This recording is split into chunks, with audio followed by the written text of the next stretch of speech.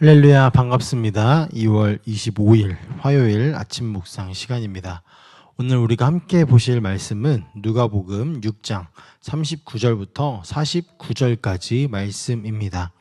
함께 한 절씩 보도록 하겠습니다. 예수께서 그들에게 또 비유 하나를 말씀하셨다. 눈먼 사람이 눈먼 사람을 인도할 수 있느냐? 둘 다 구덩이에 빠지지 않겠느냐? 제자는 스승보다 높지 않다. 그러나 누구든지 다 배우고 나면 자기의 스승과 같이 될 것이다. 어찌하여 너는 남의 눈 속에 있는 티는 보면서 내 눈 속에 있는 들보는 깨닫지 못하느냐? 너는 내 눈 속에 있는 들보를 보지 못하면서 어떻게 남에게 친구야, 내가 내 눈 속에 있는 티를 빼내 줄 테니 가만히 있어라 하고 말할 수 있겠느냐?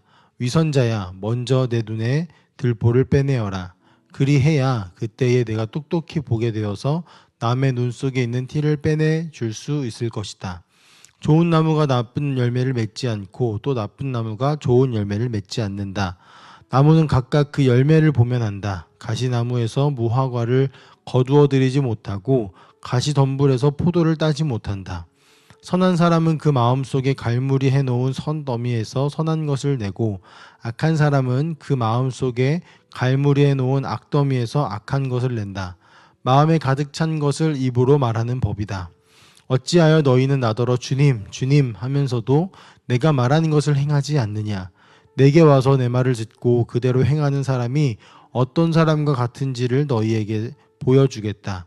그는 땅을 깊이 파고 반석 위에다 기초를 놓고 집을 짓는 사람과 같다. 홍수가 나서 물살이 그 집에 들이쳐도 그 집은 흔들리지도 않는다. 잘 지은 집이기 때문이다. 그러나 내 말을 듣고서도 그대로 행하지 않는 사람은 기초 없이 맨 흙 위에다가 집을 지은 사람과 같다. 물살이 그 집에 들이치니 그 집은 곧 무너져 버렸고 그 집의 무너짐이 엄청났다. 아멘. 예수님께서 우리에게 계속해서 가르침을 주고 계십니다. 오늘은 선생과 제자 비유를 먼저 들면서 자신과 제자들의 관계를 설정하신 후에 세 가지 비유를 통해 이 비유의 의미를 조금 더 구체화하고 계시는데요. 먼저 눈먼 사람 비유가 등장하고 있습니다.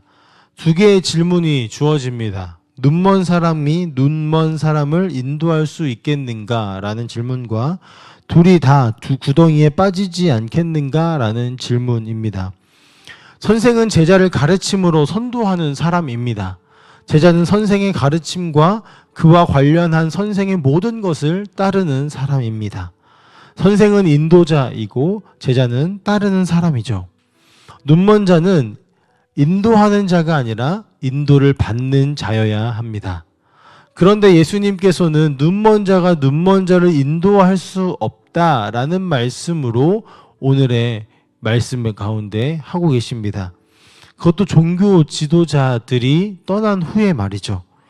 지도자, 선생, 이들 앞에서 눈먼 자가 눈먼 자를 인도할 수 있느냐라고 물으신다라는 것은 그들이 가르치고 난 후에 그들의 제자들 앞에서 이렇게 말씀하신다라는 것은 눈먼 인도자가 바로 종교 지도자라는 사실을 말씀하시고 싶으셨던 것입니다. 종교 지도자들은 사람에게 율법을 가르치고 율법의 가치를 실천할 수 있도록 돕는 선생들입니다.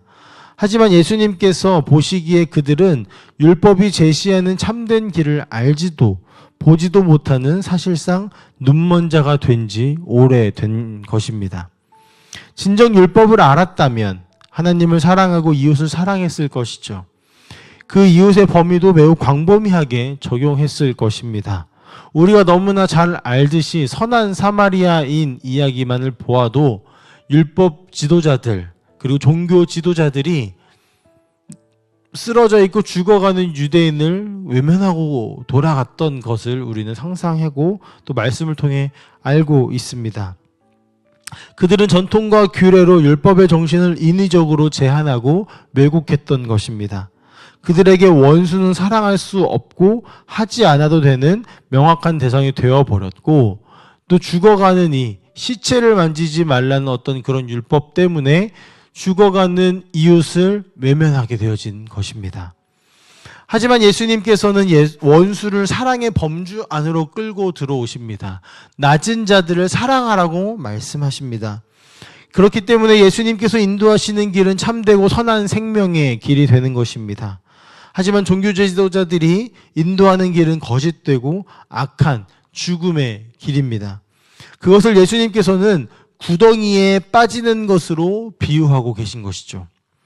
더불어 예수님은 제자가 그 선생보다 높아질 수 없다고 말씀하십니다.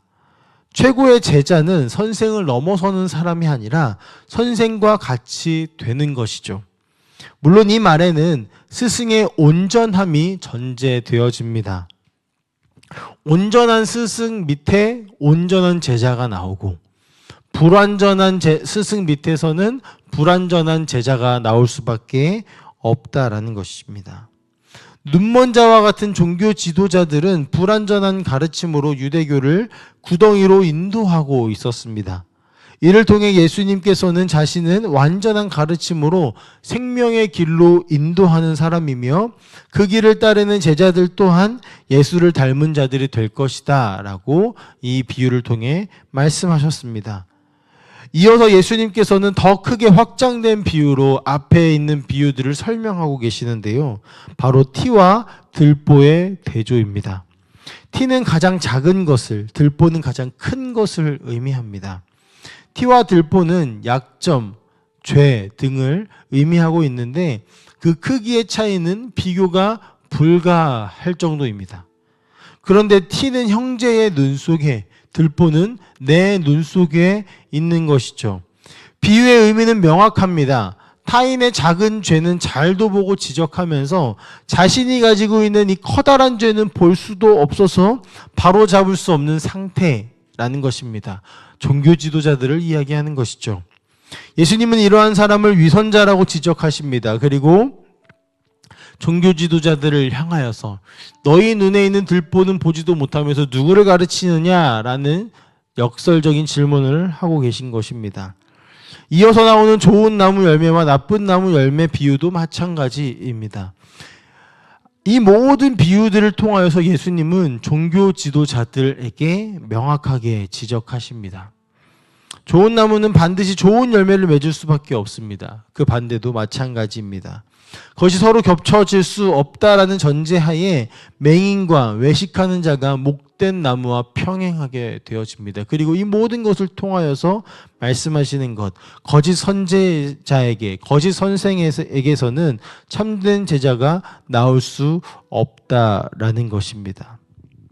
이것을 통하여서 예수님께서는 무엇을 말씀하시고자 하시는 것일까요? 예수님께서 이러한 지적들을 통하여서 46절부터 예수님이 하고자 하시는 말씀이 나옵니다. 바로 나를 향해 주님, 주님 하면서 행하지 않는 사람에 대한 책망입니다. 이 책망은 책망으로 하시고자 하셨던 말씀이 아니라 뒤에 나오는 문맥과 연결하여서 본다면 책망이 아니라 강력한 가르침이고 강력한 선언입니다. 그것이 무엇이냐면 진정으로 주님이라 부르며 그대로 행하는 사람이 어떻게 될 것인가를 보여주고 너희가 그렇게 행하길 원한다, 행해야 한다, 행하라 라고 명령하시고 말씀하시는 것이죠. 진정으로 주님이라고 부르며 그대로 행하는 사람은 어떤 사람이 되겠습니까? 오늘 말씀에 보면 깊이 땅을 파고 단단한 반석 위에 집을 짓는 사람과 같다고 비유를 통해 말씀하십니다. 그래서 홍수가 나고 비바람이 치더라도 그 집 안에 물이 들이치더라도 이 집만큼은 무너지지 않고 굳건하게 선다라는 것입니다. 반대로 주님, 주님, 주여, 주여 부르짖으면서 행하지 않는 사람은 기초가 없는 모래 위에 성을 쌓는, 모래 위에 집을 쌓는 사람과 같아서 작은 일에도 흔들거리고 무너질 수밖에 없다라고 말씀하십니다. 오늘 예수님께서는 위선을 행하는 종교 지도자들을 눈먼 자들로 지칭하시면서 제자들 그리고 우리들에게 말씀하고 계십니다. 우리가 해야 할 것이 무엇이겠습니까? 오늘 말씀을 통하여서 우리가 해야 할 것은 한 가지로 귀결되어집니다. 우리가 계속해서 기도라는 주제로 말씀을 들으며 하나님과의 관계 안으로 들어가는 말씀들을 우리는 듣고 있습니다. 기도라는 행위가 아니라 기도가 아닌 하나님과의 관계, 만남, 교제를 우리는 듣고 있는데요. 마찬가지입니다. 우리가 해야 할 것은 좋은 나무에서 좋은 열매가 맺어지듯 또 참 스승 아래서 진정한 제자가 나타나듯 온전한 나무가 되시고 참 스승이 되시는 예수 그리스도께 붙어 있는 것입니다. 하나님과의 깊은 관계 안으로 들어가는 것입니다. 우리가 말로만 주여 주여 외치면서 주님이 말씀하시는 것을 행하지 않는 게 아니라 예수 그리스도를 진정한 주로 고백하며 그의 말씀을 듣고 그 말씀대로 살아내는 것. 그것이 우리가 해야 하는 일이고 우리에게 주어진 사명입니다. 선교를 나가고 전도를 하고 누군가를 이웃을 사랑하는 것 전에 우리가 해야 되는 것, 우리가 이번 말씀을 통하여서 들은 것처럼 주님과 깊은 만남들이 지속되어진다면 주님의 성품이 우리 안에 들어와 그 말씀, 그 성품과 그 말씀에 우리가 동화되어져서 온유하고 겸손하고 사랑하는 하나님의 그 성품이 우리 안에 심어지고 발현되어질 것입니다. 그때 우리는 참된 주인을 따르는 종이 될 것입니다. 참된 선생을 닮아 온전한 삶을 사는 제자가 될 것입니다. 그리고 좋은 열매를 맺게 될 것입니다. 이제는 우리가 말로만이 아니라 삶으로, 행동으로 주의 말씀을 따르고 실천해 나갔으면 좋겠습니다. 그때에 진정으로 우리는 그리스도를 닮아 이 세상 가운데 우리가 가는 곳곳 가운데 예수 그리스도의 복음이 우리의 삶을 통하여서 전하지 않아도 선교라는 이름을 쓰지 않아도 저절로 선교가 되어지고 복음이 전해지는 일들이 우리의 삶을 통하여서 이루어질 것이라고 믿습니다. 우리 함께하는 교회 성도님들 모두가 그렇게 살아내시는 삶이 되었으면, 그리고 오늘이 되었으면 좋겠습니다. 함께 기도하겠습니다. 사랑의 하나님 아버지, 감사합니다. 오늘도 우리에게 주의 말씀을 통하여 가르쳐 주시는 이 말씀들을 우리가 다시 한번 묵상합니다. 하나님, 주의 말씀을 들었습니다. 이제는 그 말씀을 행하기를 원합니다. 주여 주여 부르짖기만 하고 주의 말씀에 순종하지 않는 모습이 아니라 거짓 선지자와 같은 모습으로 살아가고 또 거짓 교사를 따르는 눈먼 자와 같은 모습이 아니라 진정한 스승이자 진정한 왕이신 아버지 하나님을 따라가는, 예수 그리스도를 닮아가는 우리 모든 검단 함께하는 교회 성도님들이 다 되실 수 있도록 주님 우리를 붙들어 주시고 축복하여 주시옵소서. 감사드리며 살아계신 예수님의 이름으로 기도합니다. 아멘.